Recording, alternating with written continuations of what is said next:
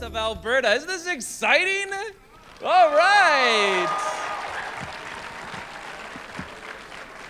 Ladies and gentlemen, we have youth who are joining us from all across the province, all the way down in Calgary. We have youth who are joining us up through the middle of the province, over in High Prairie is here, up in Edson is here. We have Calgary is here, we have Edmonton is here, and we are absolutely, who is thrilled to have the Premier of our province here with us today? Woo! Now, I want us to really have that feel that we are a province. So what we're going to do is we're going to say a hello, Premier Notley, from each of the towns that are joining us for today. So we're going to start with our friends up in High Prairie. High Prairie, can you give us a hello to our Premier?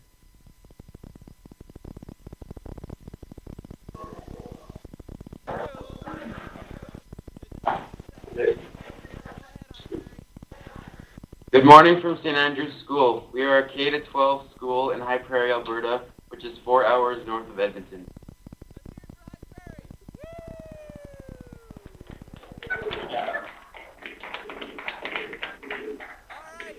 Let's say a hello from our friends at Calgary. Go ahead, Calgary. Over to you. Hey. All right, well done, Calgary. Let's go across now to our friends at Lillian Osborne High School. Over to you, Lillian Osborne.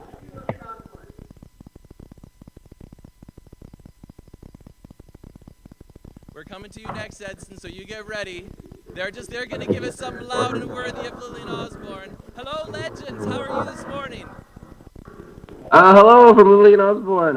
We're in Edmonton. Yeah, that's the capital of Alberta. So, guys. Well done. Let's hear it for Lillian Osborne. Woo!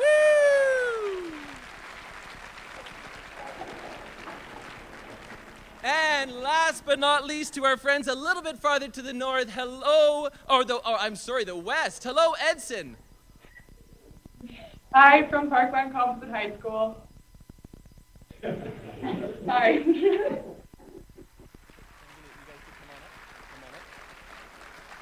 So, ladies and gentlemen, as we have some students who are joining us, we have a team of delegates who are here who have been working with students from all across the planet to create the world's largest synthesis of youth opinion on climate change.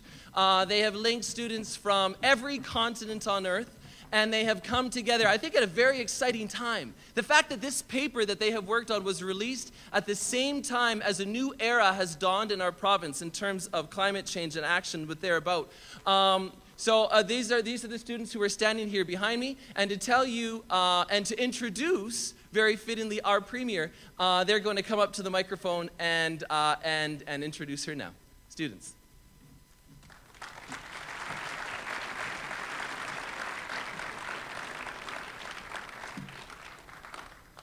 Hello everyone, my name is Anna Goplin and I am in grade 12 at Lillian Osborne High School. I'm Pamela Masabo and I'm a grade 11 student at Queen Elizabeth High School. And my name is Autumn Jang. I too am a grade 12 at Lillian Osborne.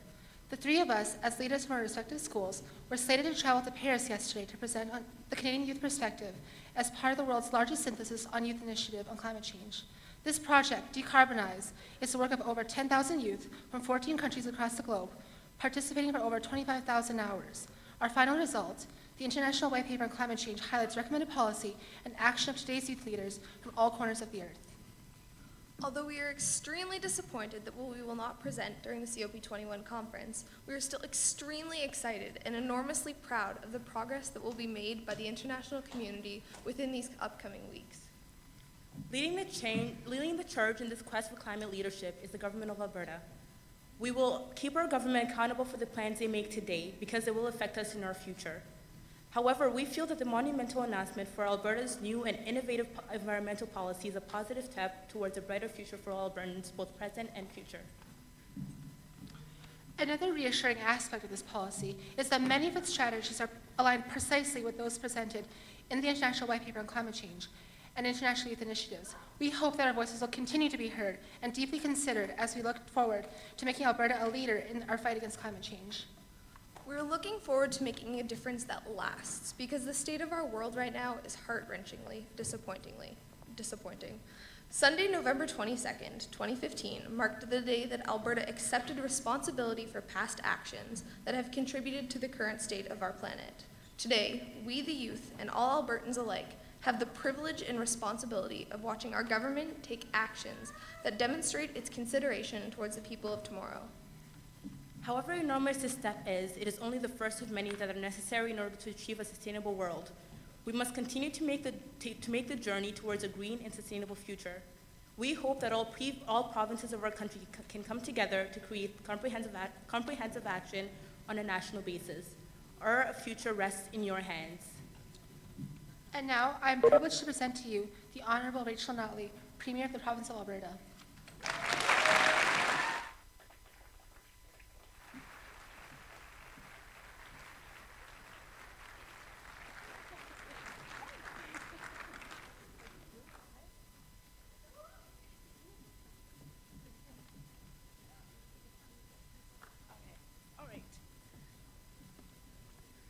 All right. Well, let me say it is truly a pleasure for me to, hold on.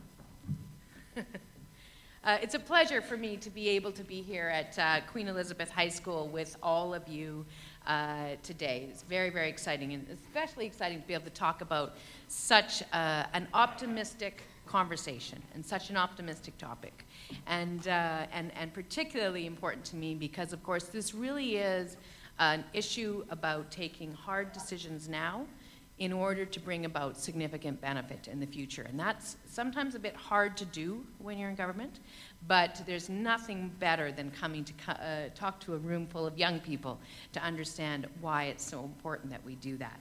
So thank you so much for letting me come here today to talk exactly about those issues. And thank you, principals, and I'd also like to note the presence of School Trustee Johnner and, of course, the presence of our MLA for this area, Chris Nielsen, who actually kickstarted this by coming to me to say, you know, there's this amazing group of students that were going to go to Paris, and now they can't. And I'd really love it if you would take their report and maybe meet with them for 5 minutes and take it to Paris. And from that suggestion came this. So thank you so much for letting me be here. So before I start, though, I'm going to ask that we take just a moment to remember an MLA who died on Monday in a tragic road accident. Manmeet Bhullar was just 28 years old when he was first elected to the legislature as the MLA for Calgary Greenway. And even before that, he was a volunteer, a fundraiser, and a youth group organizer in his community. All his life, he was driven by his commitment to making a difference and to public service. So I urge you to be inspired by Manmeet. Nothing would, I think, have pleased him more. You already share some of that same drive as you worked together to make a difference on climate change. I'd also like to note that Queen Elizabeth High School is on the traditional lands of Treaty 6. And we also are welcoming the online video participation of students from Treaty 8 and the Métis settlements of Gift Lake, Peavine, and East Prairie, who are online with the students at St. Andrew's School in High Prairie, I believe. And I'd like to say, of course, welcome to the students who've already been introduced, who are participating online from Parkland School in Edson, Lillian Osborne here in Edmonton, I believe the Alberta Distance Learning Center at Paul Kane High School in St. Albert, and the Career Technology Center in Calgary. So it's exciting for me, as the leader of our provincial government, to meet so many student environmental leaders here in person and via video conference. I call you leaders because you recognized a problem, climate change, and you did something about it. And that is what leaders do. Many of you invested lunch hours, weekends, and after school time to talk with students right across the country and the planet. And then you collaborated on one of the most extensive climate change documents ever written by young people. The Canadian Youth White Paper on Climate Change is the product of more than 25,000 hours of work representing 10,000 students in 14 nations. You have my admiration and my respect. And more than that, you have my thanks for an impeccably researched, logically reasoned, and clearly presented position on climate change. 4 of you were supposed to present the white paper to the Climate Change Conference in Paris. Some of those presenters are up here with me on stage. Now, I know how devastated that you were, that your trip was canceled, and knowing it was for your safety helps you to understand, but I'm sure it doesn't take away the disappointment. It seems a poor second best that you can still participate via online video, but I am thankful that the technology will help keep you safe. But whether or not all of you had a hand personally in conducting the research or writing the report, I know you all share a commitment to doing something about climate change. And you are inspiring change in your own families and circle of friends. And that also makes you leaders. You're following in the footsteps of previous generations of student leaders who led significant cultural change. In their student days, many of your parents led the recycling movement. Today, we take recycling for granted, but it started with students taking home their environmental awareness. So now you are taking on an even more pressing environmental challenge. It's so exciting for me to see the commitment of our next generation of community leaders taking climate change so seriously. I feel that the future of our province and our environment will be in excellent hands. So I was proud to see Anna Goplin, Autumn Zhang, and Pamela Massabo from the Center of Global Education this past Sunday when I announced Alberta's Climate Change Leadership Plan. In school, at home, and in the Alberta Legislature, this is time for leadership on climate change. To be leaders, we all need a vision of what we want to accomplish, a plan on how to achieve it, and a way to include others so everyone has a part. And that is what you have done with your climate change report, and you included students in your school and from all around the world. So our government is doing the same thing. We have a vision to have a healthy environment and economy in Alberta now and for the future that makes Alberta a leader on climate change in Canada and in the eyes of the world. Our goal is to become one of the world's most progressive and forward-looking energy producers. And to do that, we have to take action against the pollution that is causing climate change. And now we have a plan to do exactly that.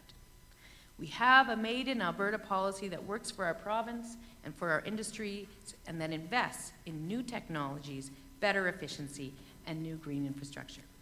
It's a policy that is based on the findings and recommendations of an advisory panel of industry and environmental leaders chaired by Dr. Andrew Leach from the University of Alberta.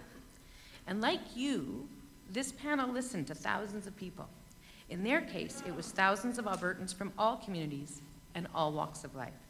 And the panel came to similar conclusions and recommendations, as you can see for yourself by accessing the report at alberta.ca. Your white paper called for a transition from fossil fuels. Our plan calls for the same thing. Alberta will move away from coal and towards clean power. Coal will be phased out by 2030. And that is especially welcome news to those of you who have asthma or know someone who does. Using inclusive leadership, we will work with Alberta's electricity generators, the Alberta Utilities Commission, and the Alberta Electric System Operator to implement these goals.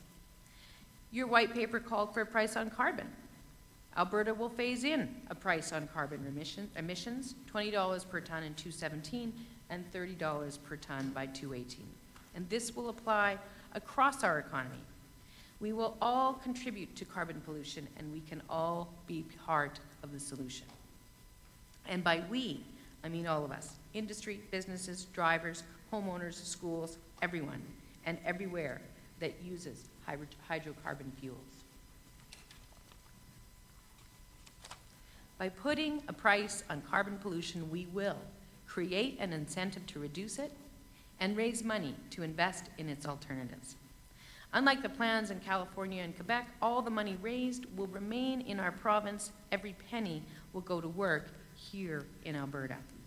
Some of it will go directly to clean research and technology, public transit, efficiency programs, and other measures to reduce pollution. Some of it will help businesses, coal workers, and Indigenous communities make the transition away from fossil fuel. And some will help low and middle income families with higher heating and power costs. Inclusive leadership means we will work with our energy industry and our communities on rules to limit emissions from our oil sands. Oil sands producers will find ways to lower their emissions if they continue to grow. Now, I'm hopeful that these policies will lead to a new and collaborative conversation about Canadian energy, about the oil sands, and about how we will power our economy in the future. There is more. Our plan also calls for reducing methane emissions, and last but not least, we will implement a fulsome energy efficiency program throughout the province. This is the part of our climate change plan that can affect you, your school, and your families most directly. To develop those programs, we will talk with every interested party and the public, including First Nations, Métis, and Inuit peoples who have a heritage of environmental stewardship. Our government already is enhancing support for the Farm Stewardship Centre in Lethbridge, and the focus is on reducing the environmental footprint of farming and food production. And land use planning and forestry management are based on extensive consultation. So like you, the government of Alberta is going to be a leader on climate change. Your white paper asked for policy solutions to reduce production and consumption of fossil fuels. Alberta's climate change leadership plan offers some of those policy solutions. Our province will be one of the world's most progressive and environmentally responsible energy producers. We will get it done by working together, by making better choices, and by building a cleaner future for all of us. So I thank you, all of you, you guys, all of you guys, for being leaders with me in the time that you spent to work on this plan and in the efforts that you will dedicate to bringing the goals of these plans to success in the years to come. On behalf of those of us who are in charge today, on behalf of your future, on behalf of your children's future. Thank you so much for everything.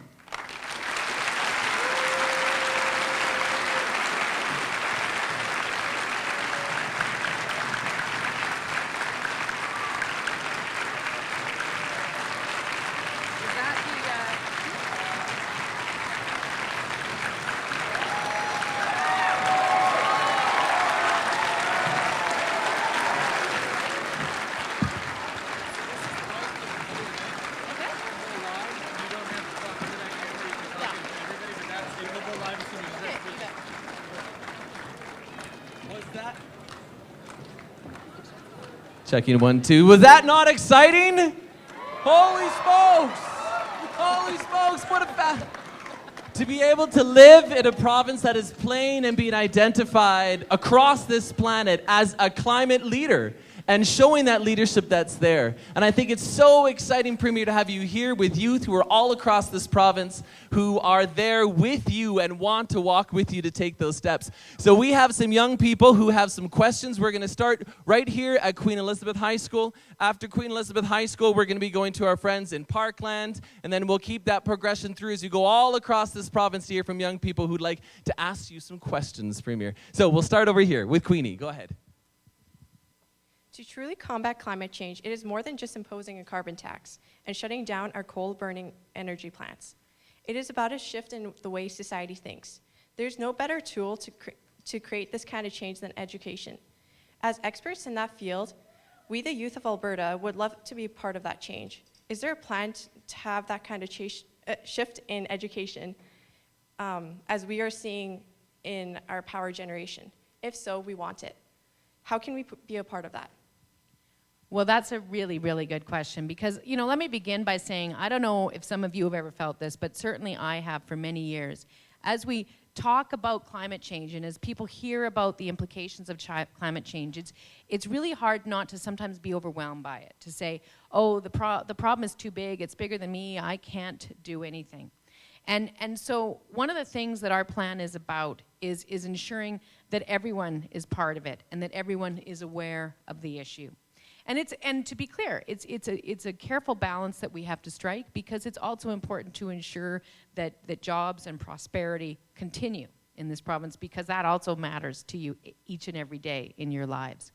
So what we're going to do through our energy efficiency program is that will be a huge mechanism and platform through which we can reach out to members of the public to find ways in which not only individual homeowners but community groups, schools, larger groups of people can come together and make proposals for how what they do in their place can be more energy efficient and how the energy efficiency fund can help them do that.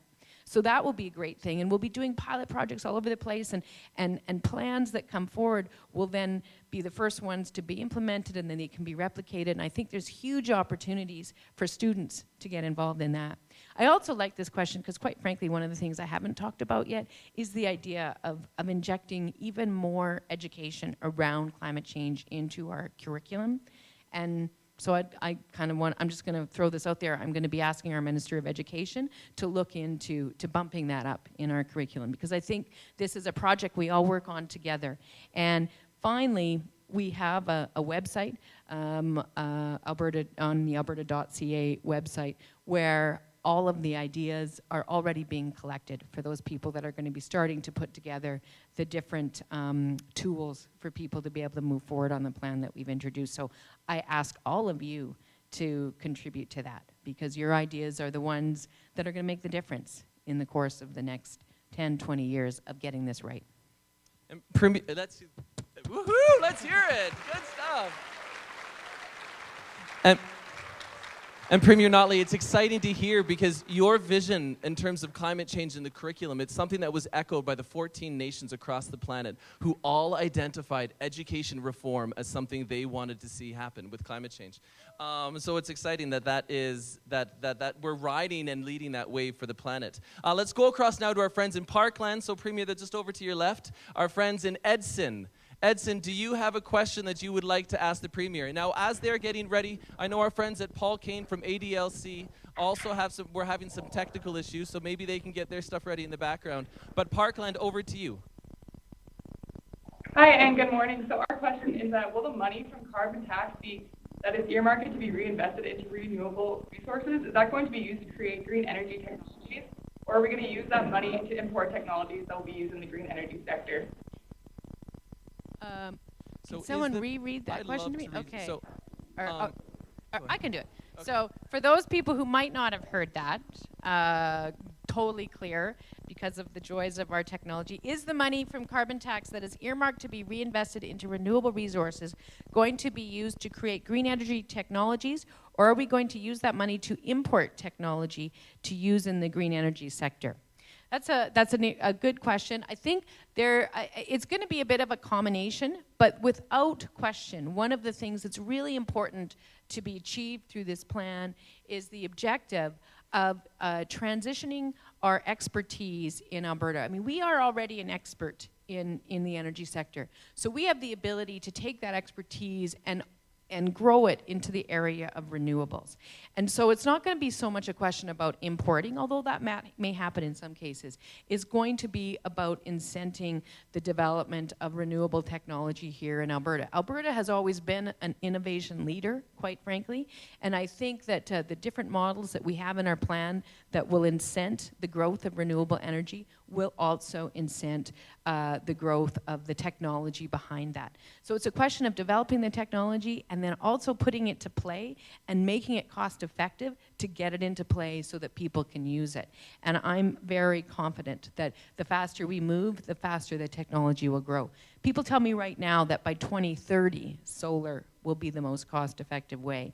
But I'm kind of starting to think that if we go really fast, we might be able to move that up even faster. The more people start looking for it and are incenting and paying for it, the faster the technology will develop. Absolutely.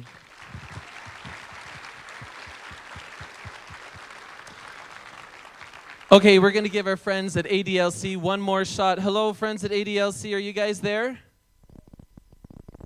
Paul yeah, Kane? we're here. Oh, it's so good to have you here, Paul Kane and ADLC. So, over to you. Do you have a question for our Premier? Yeah, our question is, can you see Alberta eventually using renewable energy, such as solar or wind turbines, as our primary source of energy? Well, I would like to, I think, so did everyone hear that? Just nod of heads. You guys all heard that question. Good. So definitely in the long term, that's obviously the best outcome for us. And we'd certainly like to see that happen. The plan that we've laid out thus far ends at, stops at 2030, and at that point what we're talking about doing is getting 30% of our energy produced by renewable energy. And before people go, oh, that's not very impressive, we're already at 11%, just know that even though we have capacity for 11%, on any given day we're using an average of 6% of our energy is driven by renewables right now in Alberta. So getting it up to 30% while phasing out coal is going to be a pretty big project. But I do believe in the longer term that we're going to be able to bump that number up quite quickly, because once you get the investment in place and the capital in place, it is without question the most effective way and the least expensive way to deliver energy. So that other 70% will mostly be natural gas, which does have its own emissions, but it's significantly less than what we're seeing from coal.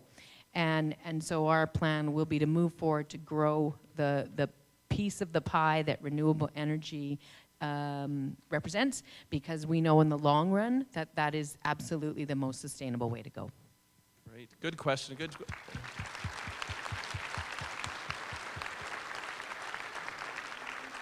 Now across to our friends at Career and Technology Centre in Calgary. Over to you. Do you have a question for the Premier?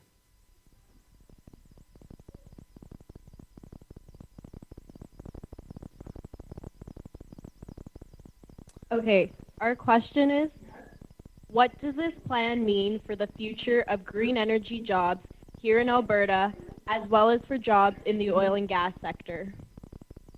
Well, I think that's, again, a very good question, because, as I said earlier, it's really important to keep your eye on the ball with it when it comes to job creation and job protection, because we all know that, well, probably you guys not so much. You're still mostly relying on your mom and dad, but having a job is a really critical piece of getting through the day.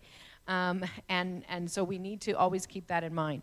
But what this plan will do is it takes what I think is a careful approach to preserving and enhancing many jobs in the oil and gas sector, while at the same time incenting a transition to green jobs in renewable energy. So for instance, as we phase out of coal, a lot of additional jobs, and in fact more jobs overall, will be created in the renewable sector.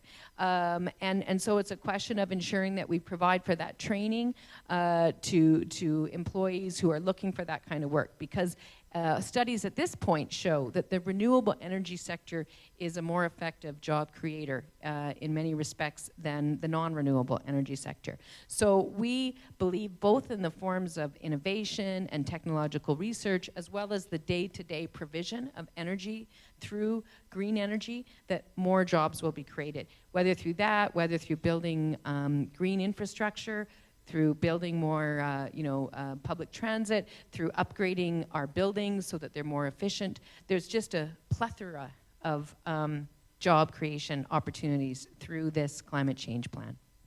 Brilliant. Thank you so much. Let's hear it again. Okay. Across to our friends at Lillian Osborne High School in Edmonton, Lillian Osborne High School. They're going to be followed by our friends in High Prairie. Lillian Osborne, do you have a question for the Premier?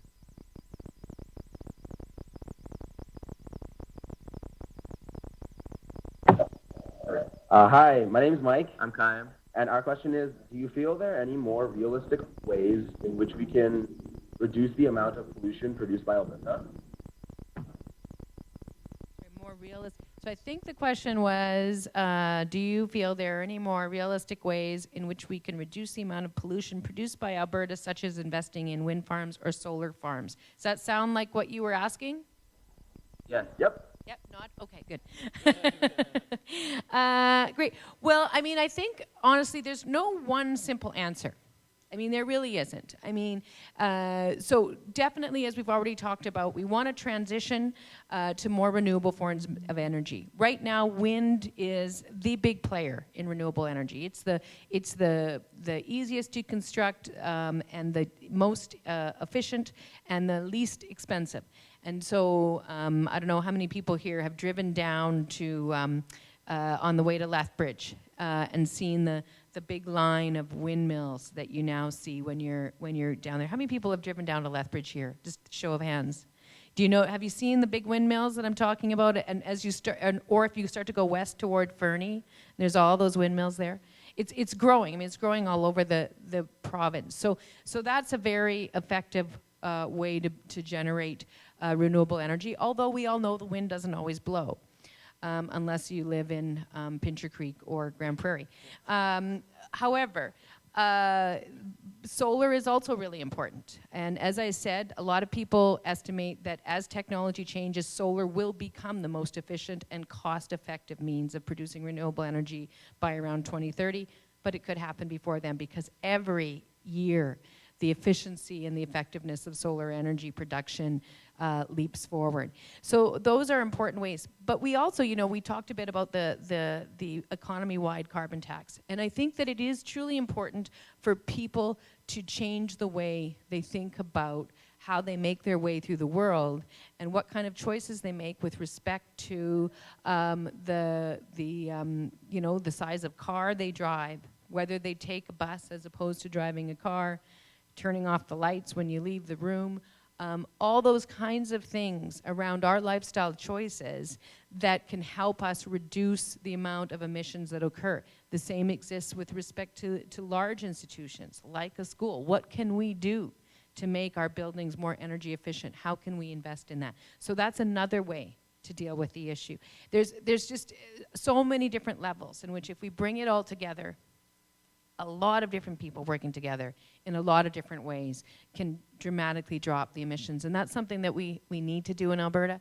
And our plan takes a projection of emissions growth that looks something like this and flattens it and starts to drop it down. So it's good. Excellent. Great question. Good job, Lillian Osborne.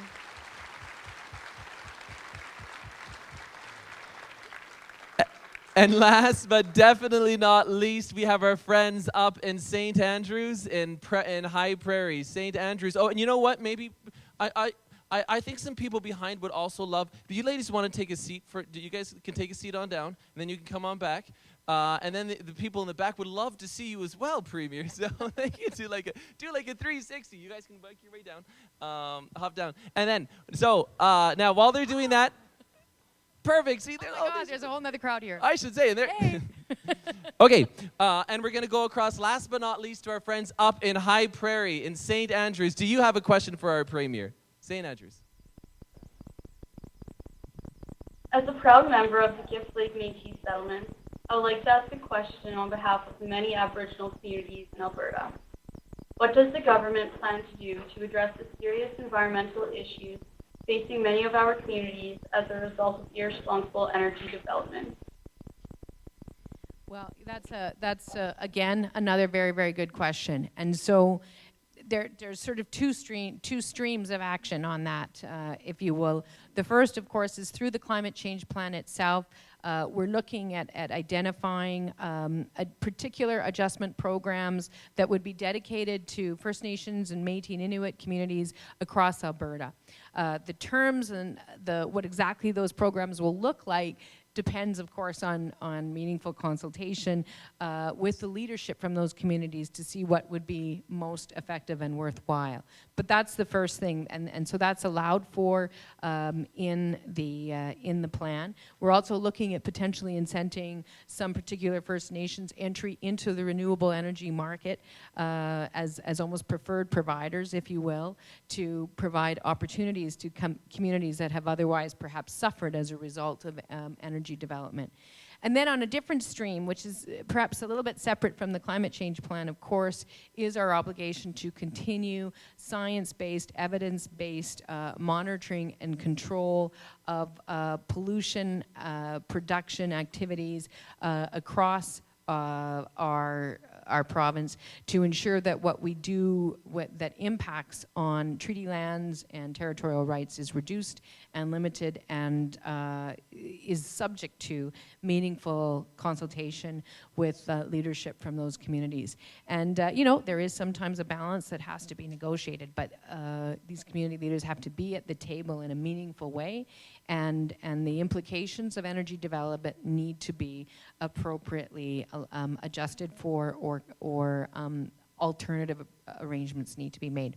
So we've got two streams there, and we'll be continuing to work with the leadership in these communities on how we can move forward to do a better job.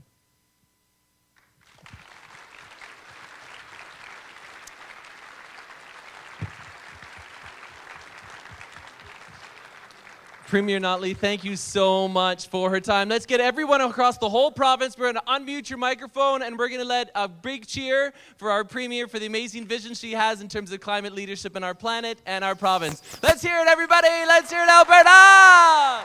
Woo!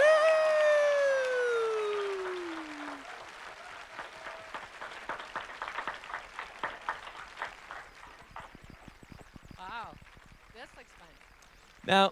Now, we are honored, of course, to have you join us physically in location, although you are in spirit with youth all across this province in this conference with technology and the like. But we would like to offer you, on behalf of our school, a jersey, a jacket for the Knights, and... So my kids are at different schools, so I'm going to just walk around the house wearing this just to irritate them. What do you think? Exactly. Good times.